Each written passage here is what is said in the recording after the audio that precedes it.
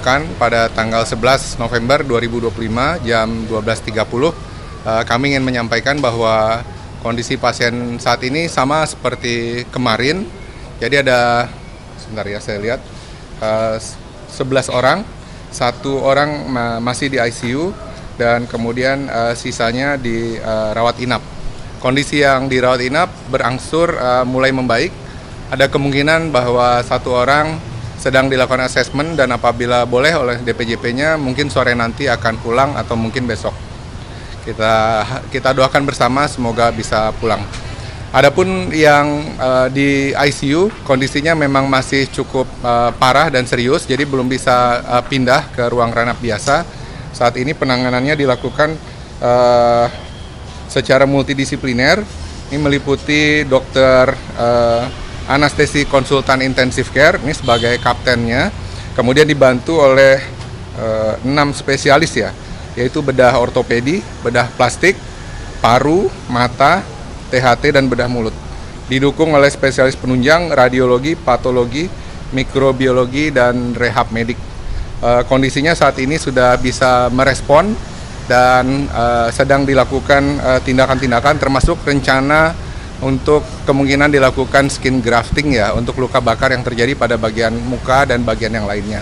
Sementara itu yang bisa kami sampaikan kepada teman-teman untuk update-nya. Oh ya, yang kedua ya, kami juga mulai melakukan asesmen lebih mendalam. Jadi 3 hari pertama itu fokusnya adalah untuk menyelamatkan jiwa. Namun sekarang masuk ke dalam membahas masalah potensi kecacatan. Saya ingin merevisi nih karena sebelumnya dikatakan masalah gangguan pendengaran itu sekitar 75%, tapi ternyata lebih dari 90% ada gangguan pada pendengaran. Adalah karena trauma akustik ya, akibat suara yang dahsyat yang keluar dari sana. Kami mempunyai tim spesialis THT yang cukup mumpuni dan sekarang sedang dilakukan pemeriksaan yang menyeluruh, termasuk di situ adalah pemeriksaan audiometri, kemudian juga pemeriksaan endoskopi telinga, dan untuk dilakukan foto ya, bagaimana kondisi perforasi atau bolong pada gendang telinga. Dan rencananya besok tuh akan selesai dan kami akan menyampaikan ya hasil per individu kepada orang tua masing-masing. Karena seperti diketahui fungsi pendengaran adalah fungsi yang vital, terutama untuk pelajar dalam menangkap pembelajaran. Juga kondisi yang membran timpani atau selaput gendang telinga yang bagus itu membuat peluang anak-anak kita bisa menjadi pilot, bisa menjadi TNI, atau profesi-profesi yang lain yang mungkin akan tertutup apabila kondisi ini tidak segera diperbaiki. Jadi kami mulai shifting atensinya dari luka-luka menuju ke bagaimana memulihkan kondisi pendengaran anak-anak kita dengan sebaik-baiknya. Mungkin sementara itu yang bisa disampaikan. Ada yang mau ditanyakan?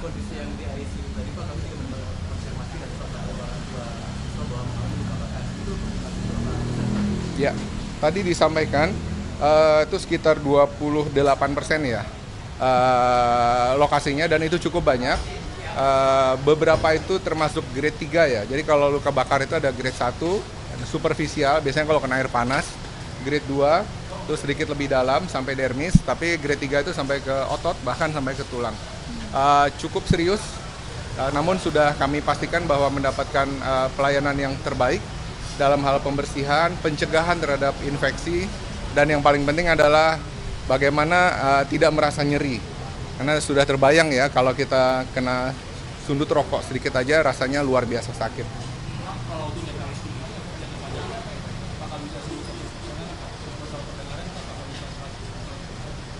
Baik, saya tadi berdiskusi dengan kepala KSM ya, kelompok staf medis THT, Dr. Fikri, spesialis THT, dengan Dr. Habli, spesialis THT. Jadi yang paling penting adalah dilakukan pemetaan dahulu. Ini yang kita lakukan sampai besok. Nanti sesuai dengan kondisi anak-anak ya. Kalau dia bolong 100%, bolong 50%, dan kemudian tindakannya akan bervariasi ya. Memang tidak akan pulih 100% sempurna.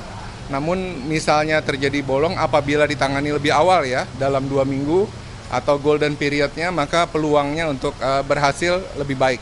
Itu yang sedang kita usahakan agar itu bisa berjalan dengan cepat. Beberapa sudah, tapi kan ini jumlahnya cukup banyak ya.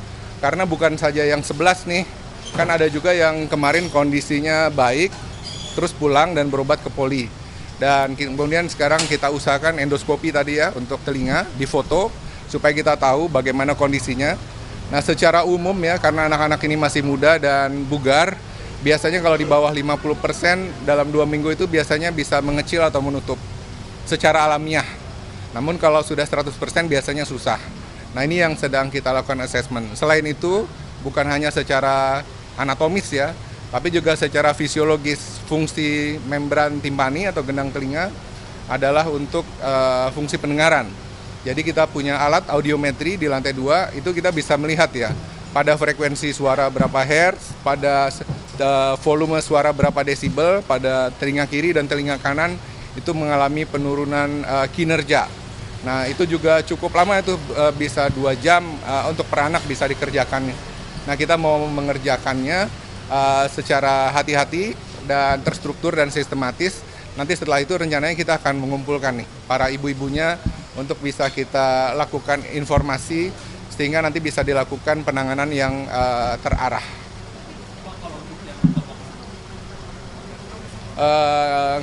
Secepatnya besok, selambatnya lusa.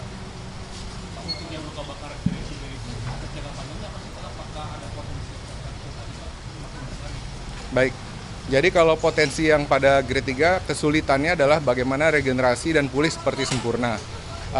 Kalau dibiarkan untuk sembuh secara alami, biasanya tidak bisa dan terjadi namanya sebuah scar tissue ya, atau cicatrix. Dan itu bisa menimbulkan bukan saja masalah kosmetik, tapi juga masalah fisiologik. Dan biasanya dilakukan skin grafting atau tandur kulit, diambil dari tempat yang lain dan kemudian dipindahkan. Tapi seperti disampaikan ya, ini dilakukan secara bertahap karena trauma yang dialami, maksudnya cedera atau perlukaan yang dialami itu ada beberapa. Pada telinga ada, pada mata ada, kemudian trauma ledakan pada dada juga ada, sehingga perlu dilakukan secara bertahap. Jadi sesuai dengan prioritas dan tidak bisa bersamaan.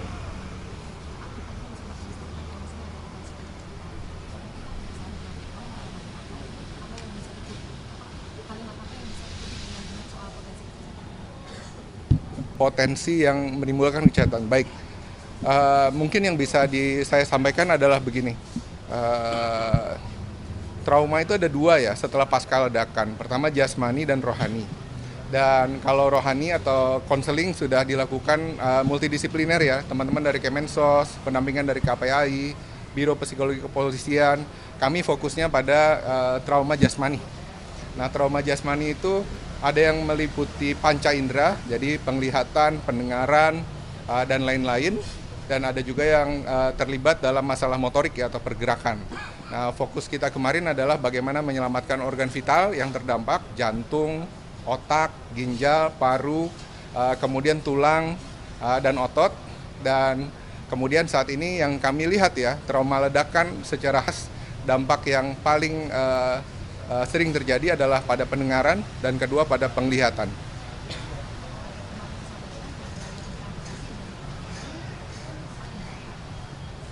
Seingat saya tidak ada yang diamputasi, mungkin di rumah sakit lain. Ya, seingat saya ya.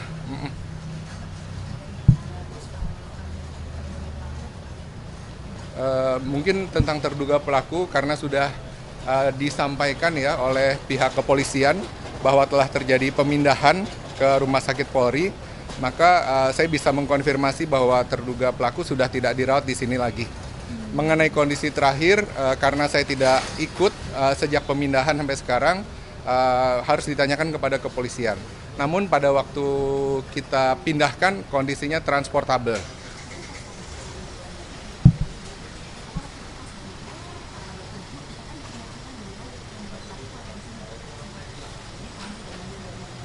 Saya lupa ya, 2 atau 3 hari yang lalu ya, kalau nggak salah.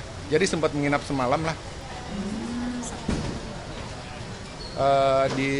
Dia beri demam, dibersihkan luka-lukanya, kemudian diperban, kemudian dirawat inap. Tidak masuk ICU.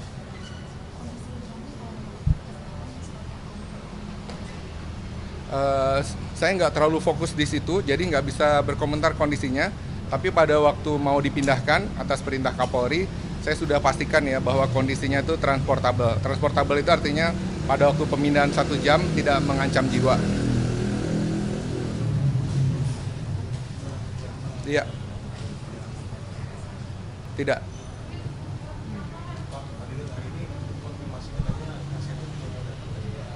Kami dengarnya juga begitu, tapi sampai saat ini belum. Tapi kan nanti ada protokoler kami, Bu Anca. Saya sudah bilang bahwa kalau ada yang pejabat penting datang ke sini supaya nanti sama perwakilan teman-teman itu disampaikan.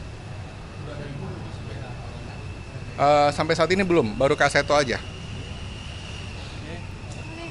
Oke, oh saya mungkin ada satu yang mau saya sampaikan, tapi topik yang lain ya. Tapi butuh bantuan teman-teman gantian nih. Jadi tadi pagi saya dikontak oleh Ibu Kepala Dinas Kesehatan untuk topik yang lain. Mungkin teman-teman sudah mendengar sejak 2 hari yang lalu ada cerita kasus bahwa Rumah Sakit Islam Cempaka Putih ada masalah nih dengan suku Baduy. Ya. Ya. Ya, itu yang mau diviralkan di netizen seolah-olah di sini. Nah, tadi pagi dikonfirmasi oleh Ibu Kepala Dinas Kesehatan DKI Jakarta, Ibu Ani Ruspiwati, dikatakan bahwa mereka telah melakukan investigasi dan confirm bahwa pasien itu bukan merupakan pasien dari Rumah Sakit Islam Cempaka Putih. Alhamdulillah. Kami ingin mengatakan bahwa kami tidak pernah menolak pasien punya KTP atau tidak punya KTP dari Jakarta atau dari Tangerang atau dari Depok atau dari Bekasi atau dari tempat yang lain. Dan rumah sakit ini sejak dahulu dan awal didirikan sebetulnya untuk kepentingan kaum duafa. Beda dengan rumah sakit yang laba, setiap tahun ada dividen yang harus disetorkan kepada pemegang saham. Saya sudah 5 tahun di sini, setiap akhir tahun kalau ada surplus, saya tidak pernah diminta untuk menyetorkan kepada pemegang saham. Sebahagian dana itu dipakai untuk membeli peralatan baru, sebagian untuk kesejahteraan karyawan, dan sebagian adalah untuk dana sosial, termasuk untuk orang-orang yang tidak punya dokumentasi. Mungkin itu saja yang mau minta tolong disampaikan, karena beritanya cukup negatif, dan karyawan kami pun mengatakan, Pak, ini tolong bisa direspon, karena kalau tidak mendemotivasi kami, Pak. Karena Bapak lihat, itu yang satu ceritanya kayak ditolak. Padahal kemarin ada 50 lebih, kita nggak nolak juga. Padahal belum ada cerita bakal dibayar atau tidak. Terima kasih. Oke, siap. Makasih, Pak. Sampai ketemu besok. Sampai ketemu. Kecuali kalau ada Kak Seto datang ya. Oh, belum confirm, Pak Dirut. Kasih tuh. Mundur. Siap, pasti Bapak. Terima kasih banyak ya Pak. Lagi hektik nih Pak, tunggu ini. Sampai nggak sempat makan sih.